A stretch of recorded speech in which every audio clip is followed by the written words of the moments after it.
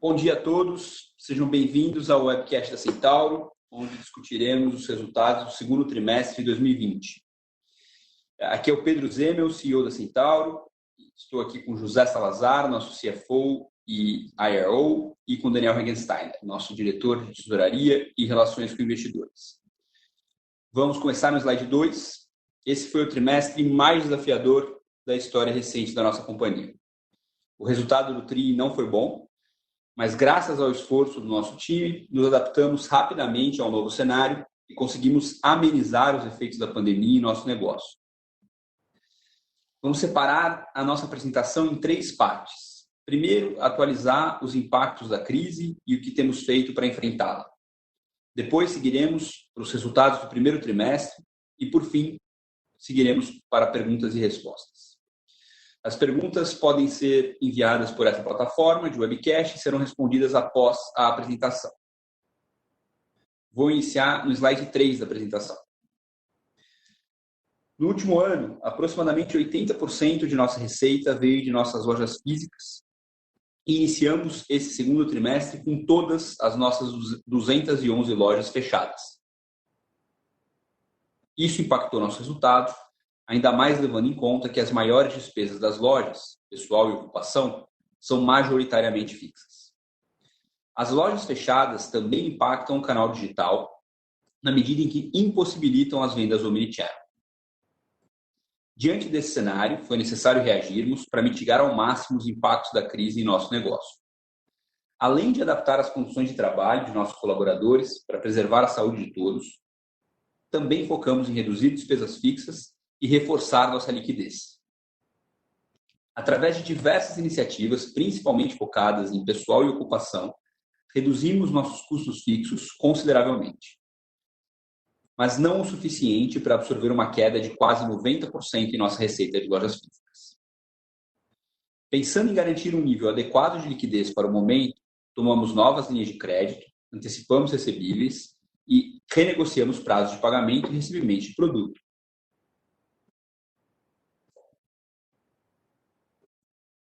Felizmente, nossa operação digital já era relevante, representando 20% das vendas. Após nossa reação inicial à crise do Covid-19, passamos a concentrar esforços em fortalecê-la.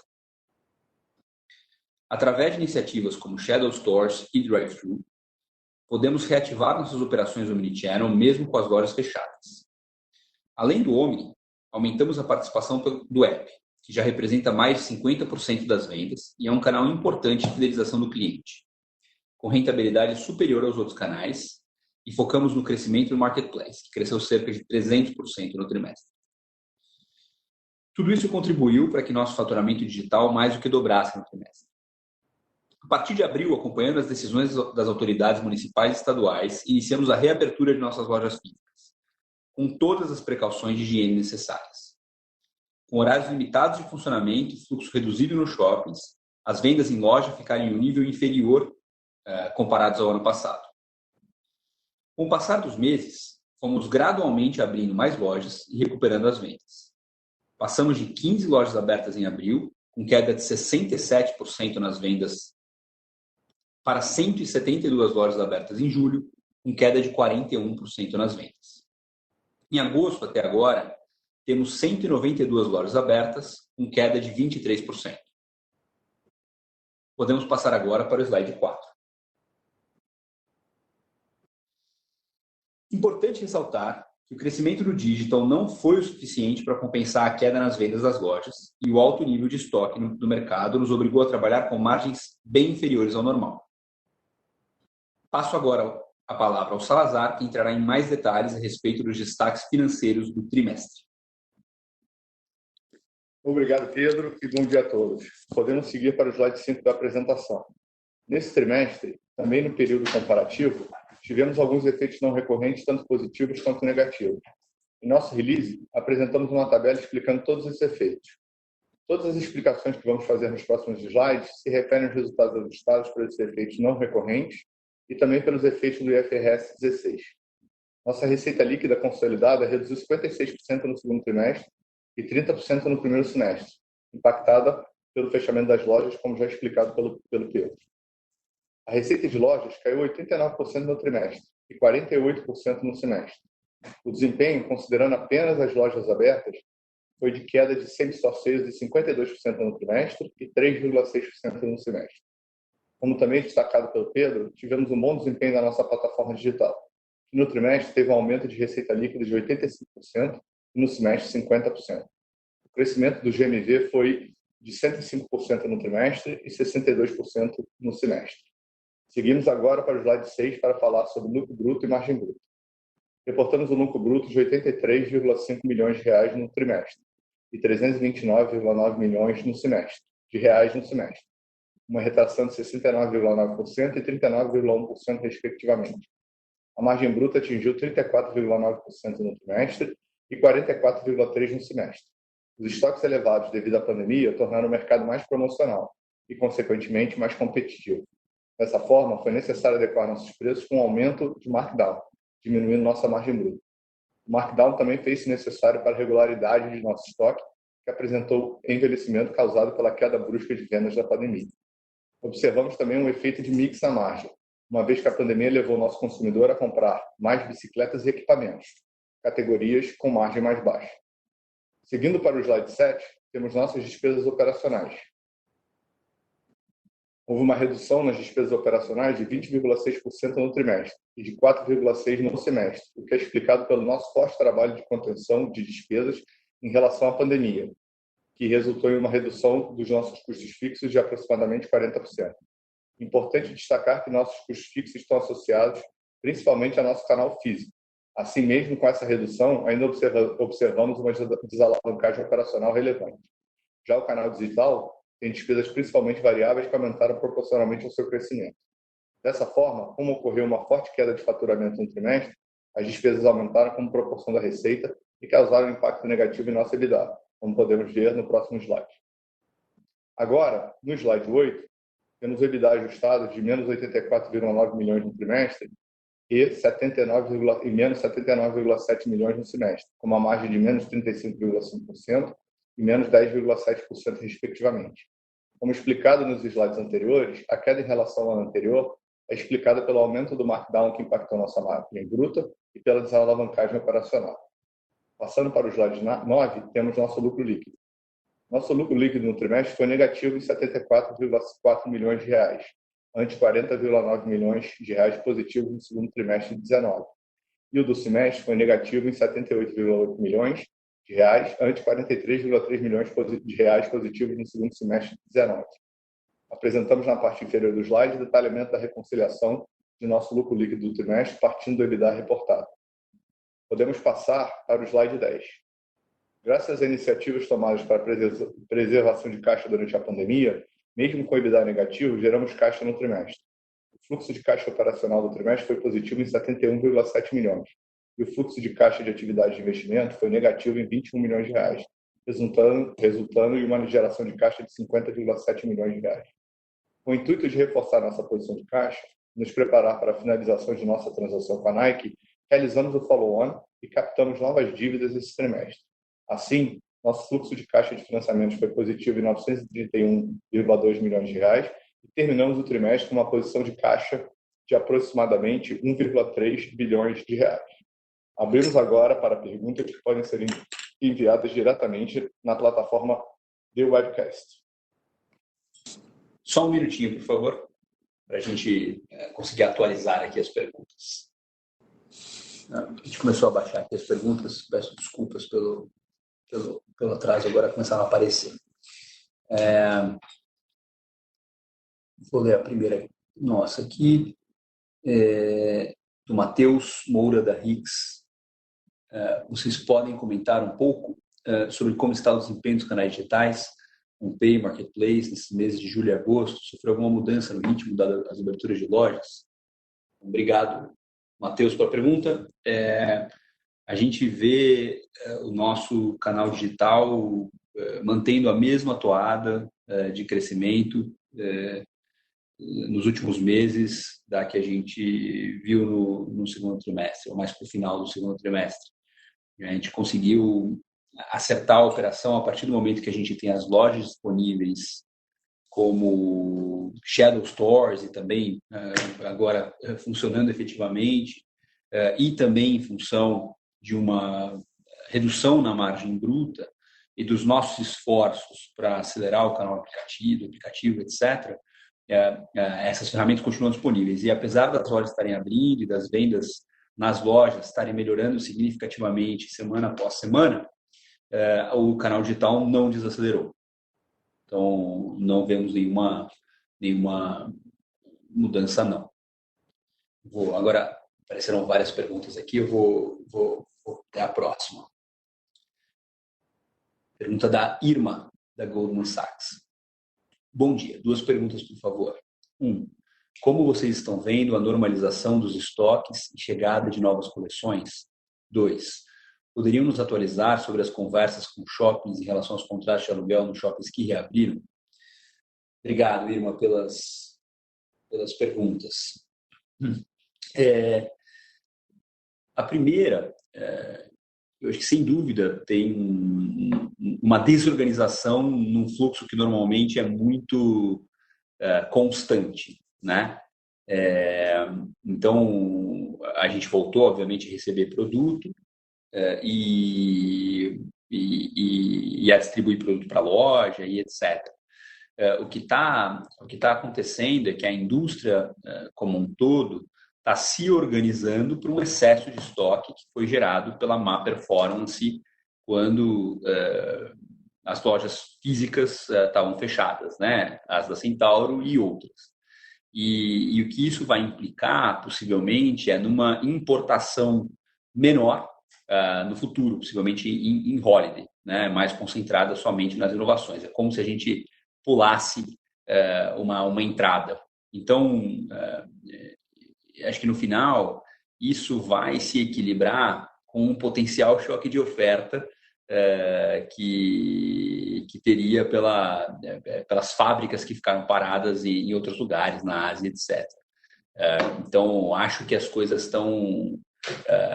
por enquanto, a gente não tem nenhum sinal vermelho aqui, os produtos estão chegando e a gente está conseguindo distribuir. E acho que a gente vai conseguir reequilibrar, porque no final a oferta caiu, mas teve uma demanda que foi menor também.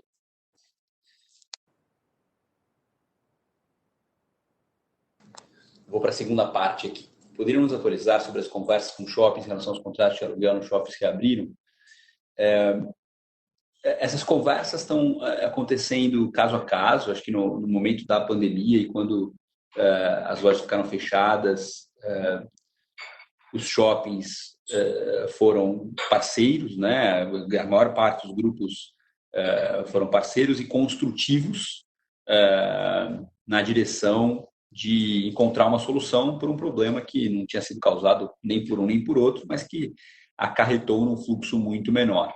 E agora a gente está vivendo um mês de cada vez, né? Porque eu acho que são realidades muito diferentes que estão acontecendo com shoppings diferentes e com grupos diferentes, mas a gente tem uma relação de muita parceria, de uma não só muito longa, mas também de uma perspectiva de crescimento que eu acho que coloca a gente numa boa condição de sentar à mesa para negociar. Mas aqui é caso a caso, Irma, não tem acho que as médias enganariam aqui, tá?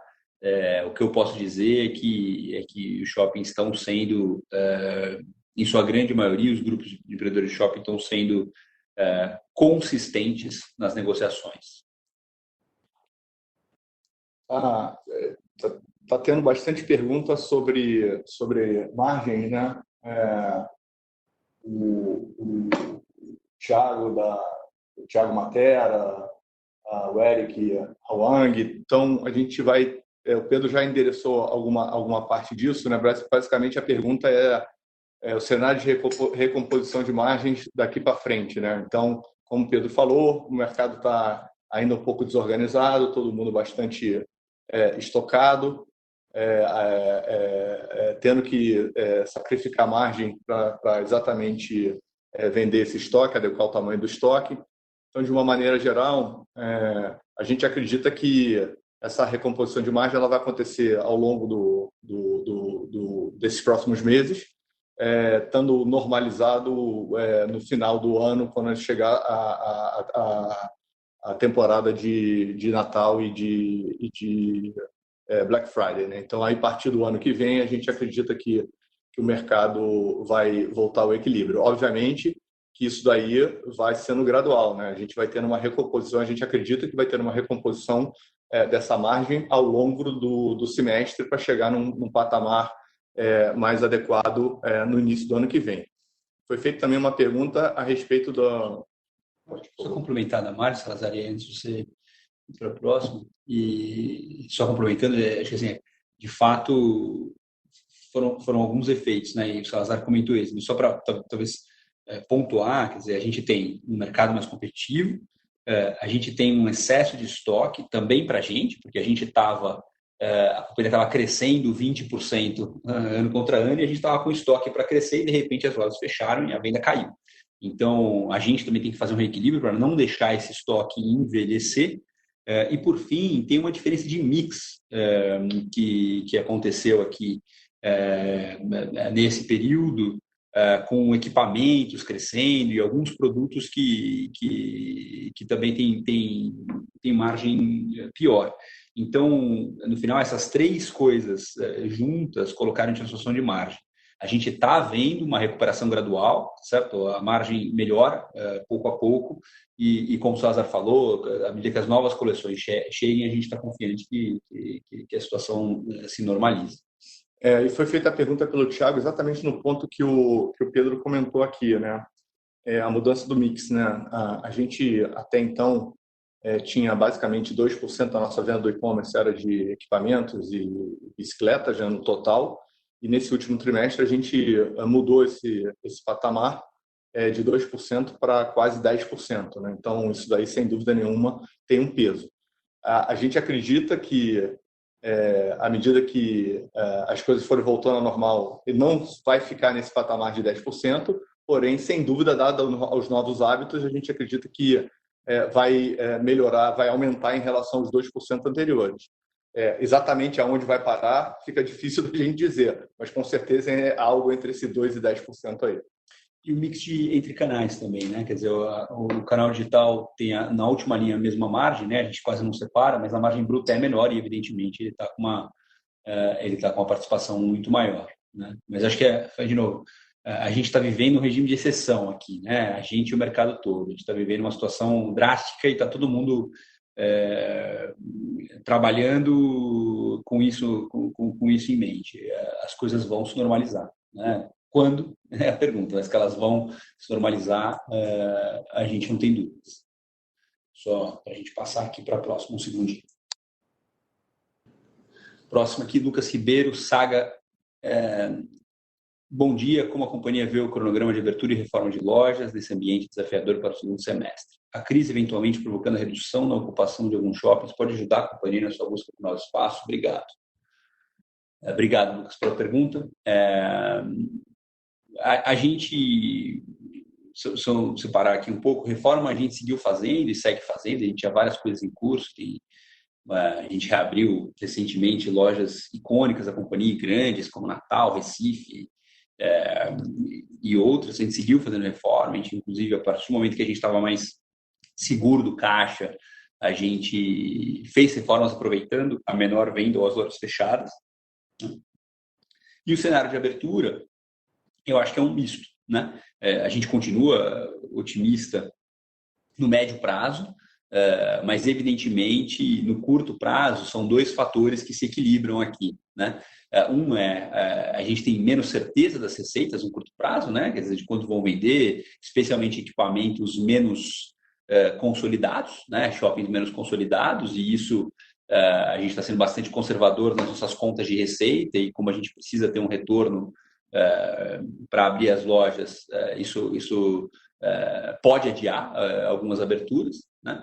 Por outro lado, de fato, tem espaços muito bons sendo abertos em função do fato de que alguns varejistas de diversos segmentos estão optando por fechar lojas. Então, a gente vê esse balanço e aí, para esse ano especificamente, a gente não tem uma meta de abrir lojas, a gente não tem que abrir X lojas, a gente vai abrir as boas lojas, né? A gente está sendo muito consciente aqui na alocação de capital e a gente acha que vão ter algumas lojas excepcionais que vão estar disponíveis e talvez algumas outras a gente prefira deixar para um outro momento. Tem uma que está a todo vapor, que é uma loja potencialmente muito importante para a companhia, que é a loja da Avenida Paulista. Essa também está em obra, então estamos nos aproximando. Acho que no próximo release teremos novidades aqui e essa é para ser uma das icônicas. Obrigado pela pergunta. Pergunta do Alex Tanaka, da Alfaqui. Bom dia, Pedro. Você poderia dar um feedback do andamento da Nike? Bom dia, Alex. Obrigado pela pergunta. Aqui a gente está aguardando os ritos do CAD, né? A gente não tem ainda nenhuma novidade e estamos esperando, né, a superintendência do CAD se manifestar sobre o caso, né? Então logo a gente tenha qualquer novidade aqui, a gente divide com todo o mercado. Obrigado pela pergunta. Vou pegar aqui duas perguntas do Itaú, uma da Helena e uma do Thiago. Eu vou separar. Vou pegar a da Helena primeiro aqui. A pandemia fez o shift para o canal online ser muito mais rápido do que esperávamos. Além disso, os marketplaces foram beneficiados em termos de tráfego por operar diferentes categorias em uma só plataforma. O que a gente queria entender é se vocês sentiram alguma mudança de custo de aquisição do cliente durante a pandemia. Além disso, vocês sentiram alguma diferença de performance da plataforma própria versus a atuação do sistema na B2W? Vocês têm discutido ampliar a presença de vocês em algum outro marketplace? Eu vou juntar, se ela tem razão, melhor juntar. A do Macruz, pessoal, é razoável supor que o cenário atual favorece os grandes marketplaces em detrimento dos players líderes de categorias específicas? Acho que o CAC dos players especializados pode estar mais alto que a normalidade? Obrigado, Macruz. Obrigado, Helena, pelas perguntas. Acho que tem uma parte mais estratégica e de longo prazo aqui, e tem uma parte mais de curto prazo e tática, né?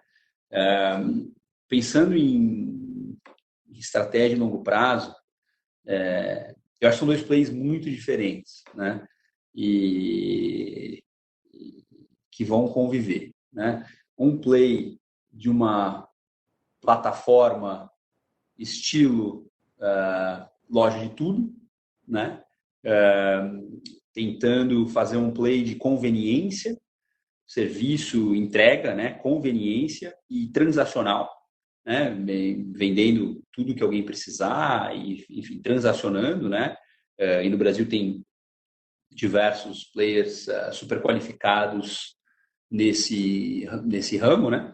E tem um outro que é de ser um ecossistema, um agregador de um determinado nicho, significando para o consumidor alguma coisa a mais do que a transação, né? Isso existe em diversos mercados, em diversos países do mundo, e a gente está indo por este caminho no esporte no Brasil, né? Tentando construir uma relação mais profunda e ser capaz de entender melhor o cliente do esporte, antecipar as necessidades, etc, etc. Tá? Então, são plays muito diferentes, né? É evidente que há vantagens e desvantagens nos dois e que o fato de você poder ter múltiplas categorias gera uma vantagem para as plataformas em termos de CAC, né? E você tem uma recorrência maior, uma frequência maior. O que a gente pretende construir no grupo SBF é compensar isso por aumentar os nossos pontos de contato com os clientes no esporte, né? Então, a gente tem a Centauri, acho que isso fica claro na medida que a gente faz um movimento num outro modelo de negócio, que é a Nike, e tantas outras coisas que a gente tem na cabeça para o futuro para construir esse ecossistema, tentando aumentar a nossa relação com o consumidor, a frequência de contato, não necessariamente só de compra, mas captar essa audiência de esporte num outro nível, tá? Então, são duas coisas distintas aqui e tem um espaço para a gente. Sobre o momento atual, eu acho que são dois movimentos, né? O primeiro é que assim, a gente fez um esforço muito grande para crescer no aplicativo. Esse esforço no curto prazo é sim comprando mídia, né? Quer dizer, no final, no curto prazo, esse crescimento tem um CAC alto, né? Mas a hipótese é que o CLV seja maior, e é maior, né, de um cliente do aplicativo, e especialmente a gente considera a CAC de um cliente que você adquire como se você adquirisse cliente uma vez. Mas nos players de e-commerce é muito comum você pagar para adquirir o mesmo cliente de novo, né? E esse CAC do aplicativo tende a ser mais baixo na segunda, terceira compra, porque você consegue mandar um push grátis, tem uma relação direta com o consumidor, tá? Então, a gente segue bastante confiante na nossa plataforma e na nossa estratégia. Com relação à parceria com a B2W, ela segue evoluindo e vai muito bem, né? Ela tem duas partes, ela tem uma parte das marcas premium, que é híbrida, e essa é uma parte mais muito autocontida no site, porque a gente tem muito respeito pela experiência que as marcas exigem que os consumidores tenham na compra, né? Para eles para todas as marcas esportivas do mundo, a construção da marca é fundamental e por isso que a relação deles com players especialistas é diferente da relação deles com players generalistas, e a gente tem muito respeito por isso. Então essa é por exemplo, não tem o mesmo carrinho, né? Não pode se comprar um liquidificador e um tênis no mesmo checkout, porque as marcas entendem que isso denigre a marca de alguma forma, com que a gente concorda. E tem a outra parte que é aberta para a nossa marca própria, por exemplo, para outras categorias e para outras marcas que são mais abrangentes no seu alcance. Mas o crescimento ainda é pequena, a participação do GMV na B2W comparado ao GMV total do nosso e-commerce. Então, o crescimento que a gente está vendo é mesmo da nossa em reais, né, da nossa plataforma própria. Espero que eu tenha respondido. Também estou à disposição depois se quiserem falar mais. Obrigado pela pergunta. Bom, eu vou pegar aqui duas, vou juntar porque acho que de alguma maneira a gente tocou aqui, eu dei uma resposta um pouco mais longa aqui nas perguntas do Thiago e da Helena, eu vou talvez só complementar. Então eu vou pegar aqui do Marcelo Barnabé da Capitalo, como está acontecendo no ambiente online, se possível comente sobre seu principal competidor, se novos competidores entraram no ambiente virtual, e do Felipe Perdigão da Mar, se vocês poderiam passar mais informações sobre o app. Vimos um aumento significativo no uso, o que vocês acham que isso significa em termos de frequência de compra do cliente, CAC, e que é possível fazer notificação, né, experiência do usuário. Além disso, como anda o incremento de sales para o marketplace. O mercado tão pulverizado como varejo de artigos esportivos, vocês podem virar o caminho da digitalização do PAPS. Eu vou pegar aqui, a gente vai puxar alguns dados aqui do aplicativo para dividir, mais recentes. E, enquanto isso, só a nossa leitura, assim, a primeira coisa, deixa eu fazer um reconhecimento aqui, né? A gente, por muito tempo, teve uma tese que poucos aplicativos ficariam nos celulares das pessoas, né? E que havia uma concentração e que, portanto, players com menor frequência, como nós, não teriam um lugar, né? E essa tese não se... Então, a gente investiu bastante no site mobile, a gente investiu bastante no site desktop, principalmente no mobile, e menos no app, no passado. E a verdade é que o nosso aplicativo performa muito bem, né? Eu acho que a memória dos celulares aumentou e as pessoas têm vários aplicativos, né? E não um só, como em algum momento se imaginou. Então, o aplicativo começou a performar melhor e a gente começou a investir mais, né? E nessa pandemia a gente aproveitou para dar um push aqui, né? Então, em julho a gente teve 54% da venda no aplicativo, isso aumentou 30 pontos relação ao ano passado, que era 25. 3,6 milhões de usuários ativos, que é um crescimento de 337%, e 1,6 milhões de downloads, que é 443% maior. Então, a gente está acelerando. Então, está vendo sim esse canal como muito importante, o cliente do app tem um CLV muito maior, porque ele tem uma recorrência muito maior, né? E sobre a competição no ambiente online, eu acho assim, primeiro, evidentemente, essa crise impactou muito mais quem tinha loja física e teve que fechar do que quem vende pela internet, né? A gente vê pelos nossos próprios números. Então, quanto maior a concentração de digital, melhor, né? E a gente tem competidores com mais concentração que a gente, e esses performaram melhor que a gente em vendas nesse período, sem dúvida nenhuma. Mas eu diria que a gente tem potencialmente 90% ou mais do mercado com a penetração e o desenvolvimento de internet pior que a gente, e esses performaram pior, né? Então, esse é o salto, né? Obrigado pela pergunta, obrigado, Marcelo, e obrigado, Felipe. Bom, a gente vai encerrar aqui, nesse momento, a sessão de perguntas e respostas. O nosso time de RI segue à disposição para esclarecer outras dúvidas que possam surgir. Obrigado a todos pela participação no nosso call de resultados. O esporte faz parte do dia a dia do Brasil.